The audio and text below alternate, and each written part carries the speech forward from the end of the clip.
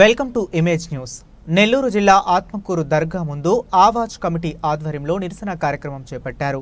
ఈ సందర్భంగా ఆవాజ్ రాష్ట్ర నాయకులు ఏస్తాన్ రూములో యజమాని రిజ్వాన్ మాట్లాడుతూ పట్టణంలో వెలసి ఉన్న హజరత్ సుల్తాన్ షాహిద్ ఔలియా దర్గాకు సంబంధించిన వక్స్ ఆస్తులు కోట్ల రూపాయలు విలువ చేసేవి ఉన్నాయని, వాటి ద్వారా ప్రతి నెల సుమారు ₹1,00,000 ఆదాయం వస్తున్నప్పటికీ దర్గాకు సంబంధించిన 33% ఆదాయానికి సంబంధించి ₹15 లక్షల అకౌంట్లో ఉన్నాయని, వాటిని ఖర్చు పెట్టే మౌలిక సదుపాయాలు కల్పించాలనే ఆలోచన జిల్లా వక్స్ ఇన్స్పెక్టర్ ఖుదావన్ విస్మరించారని ఆవేదన వ్యక్తం చేశారు.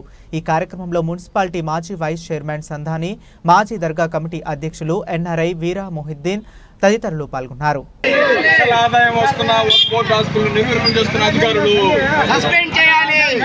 ఆదాయం వస్తున్న వక్ఫ్ ప్రాపర్టీ నిర్వీర్యం చేస్తున్నటువంటి అధికారులు సస్పెండ్ చేయాలి.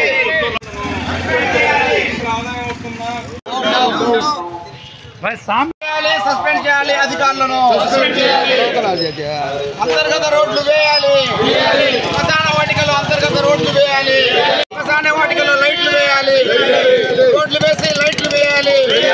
రోడ్లు వేసి లైట్లు వేయాలి. శ్మశాన వాటికలో రోడ్లు వేసి లైట్లు వేయాలి.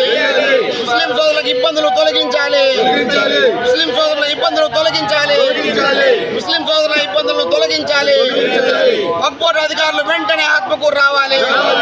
రావాలి రావాలి వక్ఫ్ బోర్డు అధికారులు వెంటనే ఆత్మకూరుకు రావాలి. రావాలి వక్ఫ్ బోర్డు అధికారులు వెంటనే ఆత్మకూరుకు అంతర్గత రోడ్లు వెంటనే వేయాలి. వేయాలి వేయాలి అంతర్గత రోడ్లు వెంటనే. శ్మశాన వాటికలో అంతర్గత రోడ్లు వెంటనే.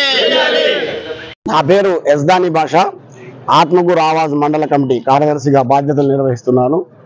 లోకల్ గా పెట్టుకొని మేమే అభివృద్ధి చేసుకుంటామని చెప్పండి, మేమే చేసుకుంటాం.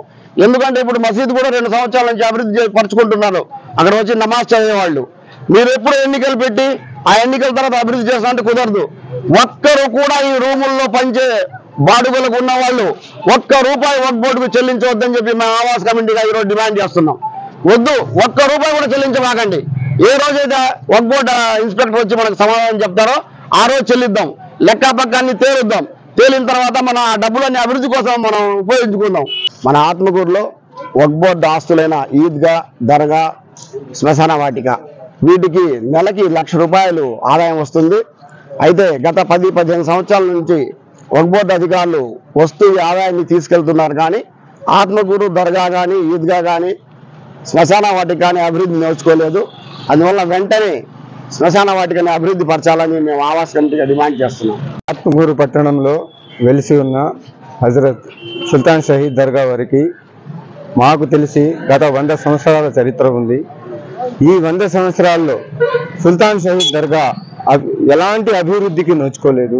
కూడా ఈ దర్గాను వక్ఫ్ బోర్డు అధికారులు కానీ ఎవరు పట్టించుకోలేదు. ఈరోజు దర్గా పరిస్థితి ఎలా ఉందంటే గోడలు వంగిపోయి, గోడలు కూడా దర్గా కట్టిన గోడలు కూడా పడిపోయేటటువంటి స్థితిలో ఉన్నాయి.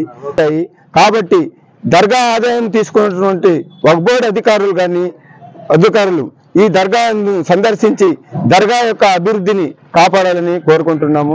అలా మీరు చేయలేని పక్షంలో దర్గాని ఏంటంటే ఆత్మకూరు పట్టణంలో ఉన్నట్టు ముస్లిం ప్రజలకు చెప్పినట్లయితే అందరు ముస్లిం ప్రజలందరూ కలిసి ఒక ఇదిగా ఏర్పడి దర్గాని అభివృద్ధి చేసుకుంటాము.